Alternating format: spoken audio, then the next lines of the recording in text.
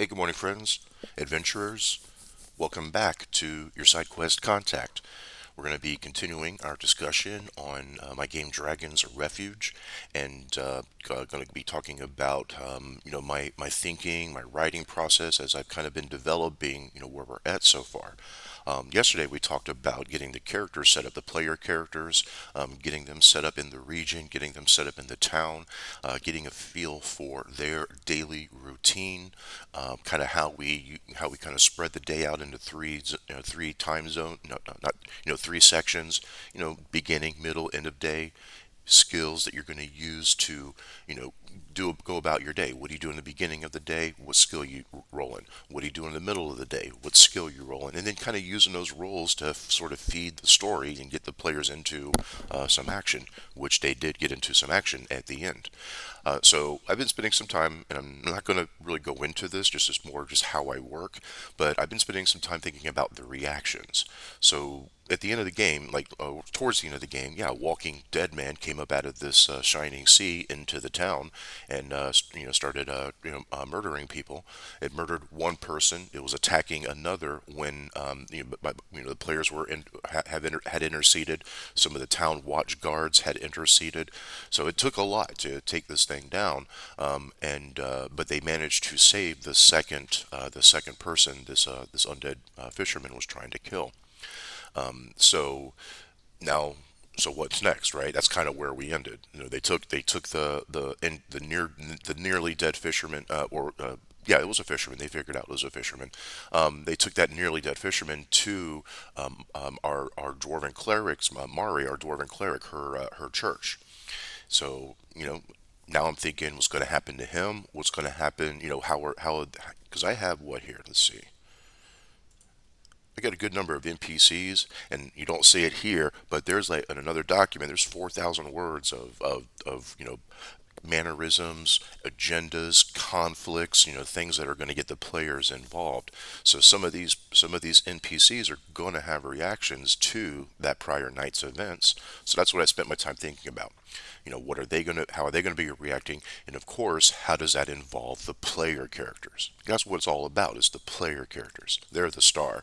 These are the background characters who are going to help get the stars of the story into the plot. So yeah, I'm looking forward to that. That's going to be Monday. Still got 3 open slots. I'll put a link down below if you want to get in on that. And so let's talk about the world as a whole.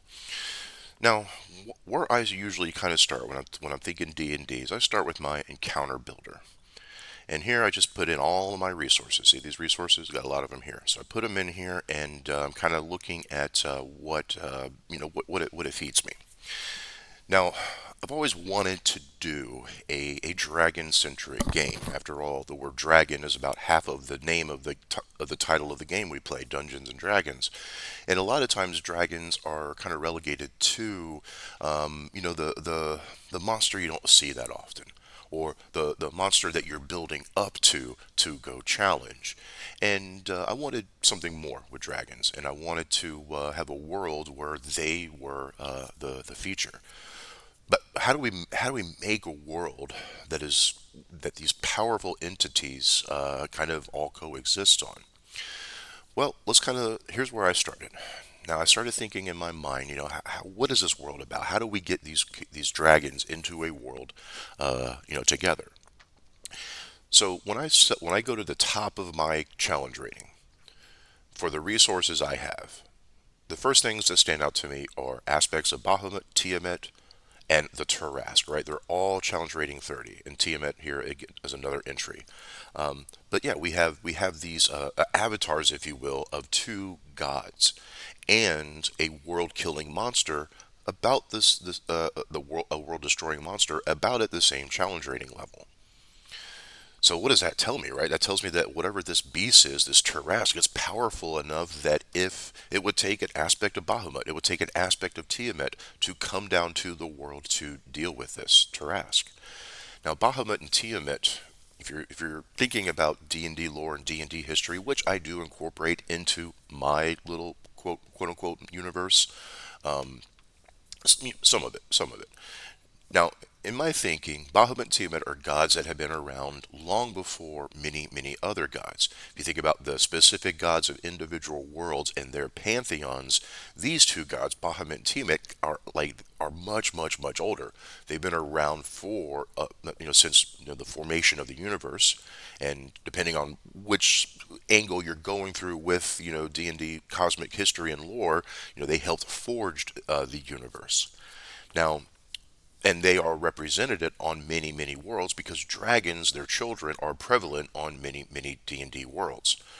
So, and dragons, some dragons, they're ancient beings themselves, and not many of them, take kindly to the idea of subservient worship to a god, but they do pay homage. Many of them still do pay homage to these really, really, really powerful entities. So as we go down, so we got the Taras kind of up in here with these ancient gods that are really powerful. And as we look through, now we're down to great worm dragon. See, and this is, I have everything in here. It's not filtered by anything. So we're seeing dragons are at the top of this chain. Great worms. And then what do we see next? Fiend lords. Zariel, Demogorgon, Orcus. We got fiend lords that are up here with great worm dragons and more powerful than some dragons.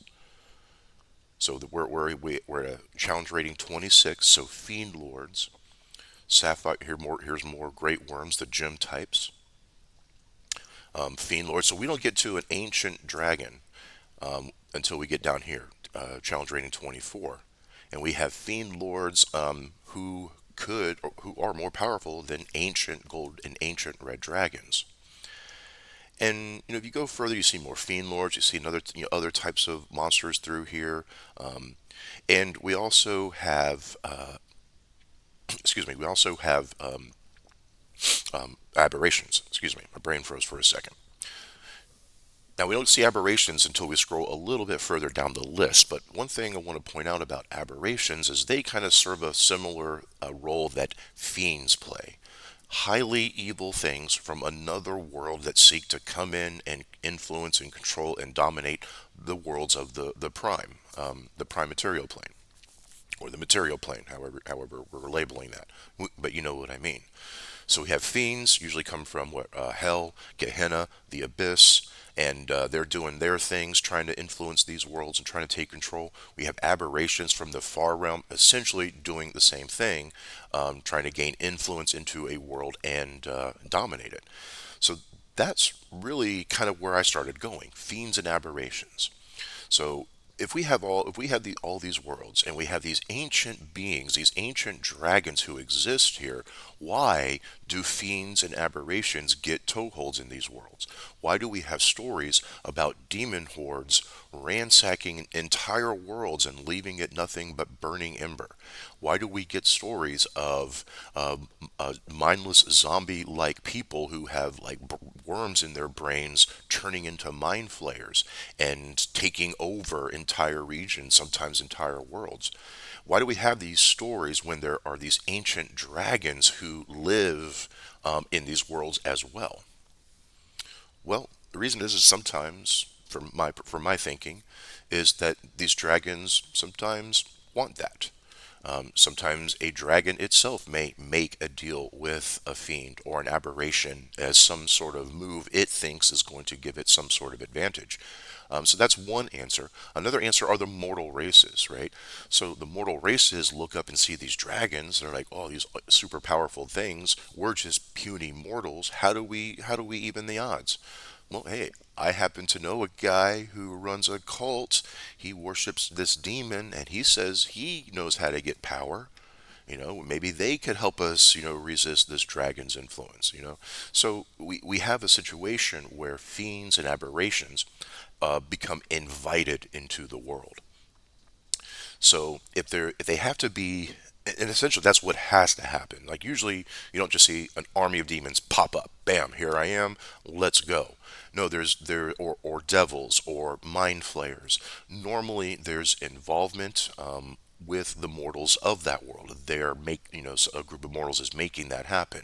A very common trope could be a demon is accidentally summoned. I'm trying to summon a minor demon. Oops, I accidentally summoned a major demon. It broke free, and now it's bringing its friends. So that's not a good situation. So I'm going to give you an example. I'm going to take a look at something here. Let me find something.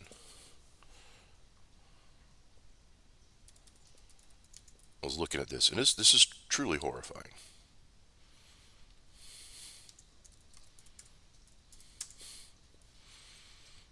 Where'd it go? Maybe it was in my Fizzbands. And through this, I have been drawing heavily on Fizzband.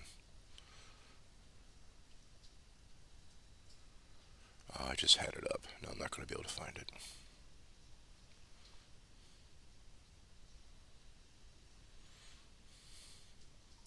Essentially, it was. Try to look again. Dragon God Brain.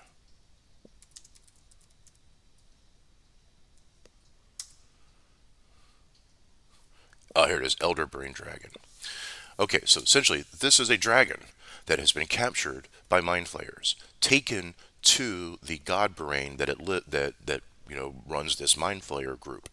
And you think about what that is. Like, think of this vat of goo, this large, disgusting vat of goo, where this huge tentacle-like brain kind of sits and absorbs nutrients out of the goo, and the mind flayers serve this nasty thing. They bring it victims, they bring it food, they bring it things to, and in this goo, there's also these little tadpoles that they take out and they stick into people's eyes, and that eventually will drive them, into mind flayers and make them subservient automatons. So this is what happens when a dragon, that happens to a dragon. So the dragon gets pulled in. They start doing terrible things to it. The elder brain starts attaching itself to the dragon, latching itself into the dragon, becoming part of the dragon. And yeah, it's horrifying because look at this breath weapon. So now we have an elder brain, right? That can now is mobile. It's not confined to its little vat of its big vat of goo where the mind flayers feed it. Now it can fly. Look how horrible that thing is. So that's an example of things that could happen to a dragon, right? The dragons themselves aren't immune to things like aberrations. If one is captured somehow, young enough, thinks they can, oh, I can go take these mind flayers down. No, you didn't, and now you are one of these things. So look at this breath weapon, right? Imagine this thing flying around the world. This breath weapon is a tadpole brine. So it spews out a brine full of those tadpoles, right? And if it hits you, you could be infected with those tadpoles and become a mind flayer. And those mind flayers are automatically under like mental control by the elder brain, the elder brain dragon in this case. So that's kind of my thinking. Fiends and aberrations are what really threatens dragonkind, and and it threatens them only when they're invited. Right? They have to be invited in. So that's where we get this world. Bahamut, Tiamat, they come together. And they're like, hey, look, things, yeah, we don't see eye to eye. Actually, we hate each other with fierce passions, but our children are dying. Our children are being taken, are being, overrun. They're becoming they're becoming mind flayer dragons. They're being overrun by fiends, and this is happening world after world after world. We see this pattern. So let's get together, let's make this world, and let's set it apart, making sure that that's not going to happen. That we don't get aberrations, that we don't get fiends interfering with our children, the dragons, specifically chromatics and metallics. Now, dragons are going to be dragons, right? The greens are going to scheme, right? The silvers and golds are going to be haughty and wanting to, exert, what they believe is their version of goodness. So they're still going to do what they want to. They're going to do, but we need something to balance that. We need something to regulate the fact that we don't want fiends and aberrations in this world. So their answer to that Actually, it was in my developing of this kind of background story. Their answer to that was to reach out to a great worm amethyst. And like I said, I'm pulling a lot from Fizban's Treasury of Dragons here, and great worms are not part of the standard monster manual. They only go up to ancients. So I kind of used that as my leverage in my thinking and my process. So great worms are obviously special, right? There's something that we don't see a lot of, right? Because it takes so long to become a great worm. So Bahamut and Tiamat approach a great worm amethyst.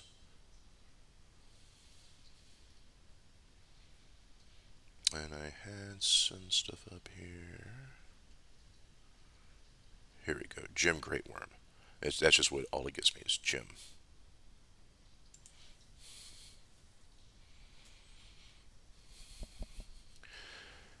And the name, let's see, I got some notes I was using here.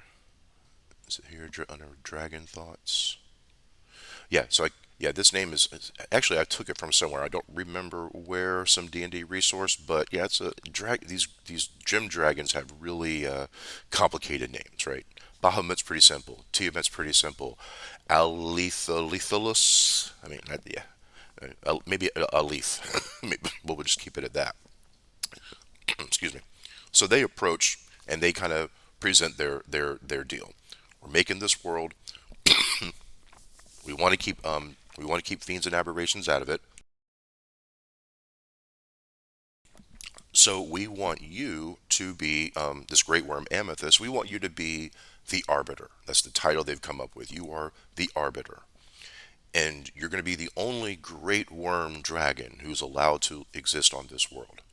And your purpose on this world is to make sure dragonkind and the mortal races are not engaging with fiends and aberrations, to keep them out of the world.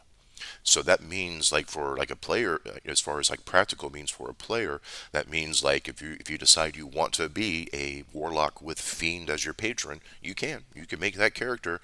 You may want to keep that secret under wraps though, because gem dragons, and a lot of them have telepathic powers. So if you're brought before a gem dragon who can look into your mind, oh, you communicate with a fiend on a regular basis to get spells. Bad. And then yeah, that could wind up bad for you. Same thing with a great old one or any aberrations. And I played with the idea of he has the horn of the Tarask. So that's his like nope, we're not going to let this world fall, to a fiend or an aberration. If worst case scenario, this great worm amethyst blows this horn and summons a Tarask to wipe clean of everything. And as we saw, a Tarask, yeah, it's up there. Like it's at the top with our dragon gods.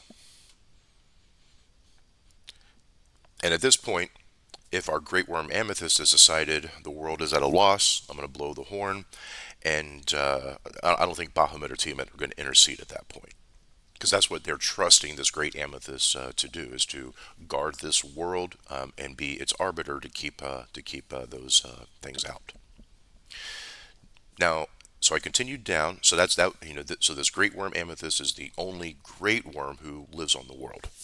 And then I took the each of the top metallics, the top of the chromatics and the metallics, so the reds and the golds, and I limited them to one ancient. So let me find my notes on that. Let's see. Okay, yeah, convinced by Bud to administer the world, given the Horn of Tarask. Oh, and our Great Worm Amethyst has a group of adult gem dragons of each type as deputies, and one of those deputies is a crystal dragon who lives where our players live, up here in this mountainous Arctic area. So this is where one of our deputy arbiters, an adult crystal dragon, is hanging out. Okay. Okay, yeah, so we have one ancient gold, one ancient red, I'm going with the names Darantansa, the Metallic Queen, Cinder, the Chromatic King. And then from there, we have the Dragon Lords, and these are the adults. And there's only 14 of those. And I organize those by power level. So two blues, two silvers, three greens, three bronze, copper, black, white, brass. And they're split. So these two blues, one lives in the red kingdom, one lives in the gold kingdom. Same thing with these silvers. Now for a number of like for bronze and green, since there's an even number of those, so the bronze to keep balance, two of those go under the red king's rule, and one of those goes under the metallic queen. Same thing in reverse for the greens. Two of those go with the metallic queen, the gold dragon. One of those goes with the red to kind of keep that balance in play. And then I went to thinking about the races of the world, right? So I'm thinking, because dragons, created the world, there's a lot of dragons on the world. It makes sense that the first natural mortal or the first mortal race on the world would be dragonborn, and they would be the ones who kind of set the foundations of civilization on this world. And then from there, we have the first naturally occurring, or naturally evolving mortal races, lizard folk and kobolds, again, because of the dragon and reptilian influence that their presence has. We have some who come in from various connections to the elemental planes and the Feywild, mountain dwarves, Eladrin, Aarakocra from I may have said that wrong, but from connections in elemental plane of air. Tritons found their way in through connections in elemental water, and humans brought in actually by Bahamut and Tiamat themselves, and kind of given to the Dragonborn to raise and develop, in the beginning stages of the world. So humans are treated very dependently on, what dragons are around. A like they're around a like a metallic dragon, that their life's going to be pretty good, but there's going to be a lot of, there could be a lot of rules if it's a silver dragon, a lot of ritual, a lot of rules, but all in all, things are good. If you're living in a human living in a green dragon's domain, might be property or a resource to exploit at best. So, the humans, depending on where they are, that's going to determine like how they're treated. Now, humans in this region where we've been playing, since there is a neutral crystal gem dragon who's the resident dragon, so humans have a kind of individualistic. Each human is kind of judged on their own merit. Good humans are treated good, bad humans are punished. So yeah, there's not an inherent bias that humans that are against humans. There's a lot more of them, and yeah, the Dragonborn do kind of consider themselves a little, superior than humans because they were here first. They are related to the dragons themselves. But yeah, here humans are okay. A lot of them are fishermen. A lot of them are laborers here in this setting. And yeah,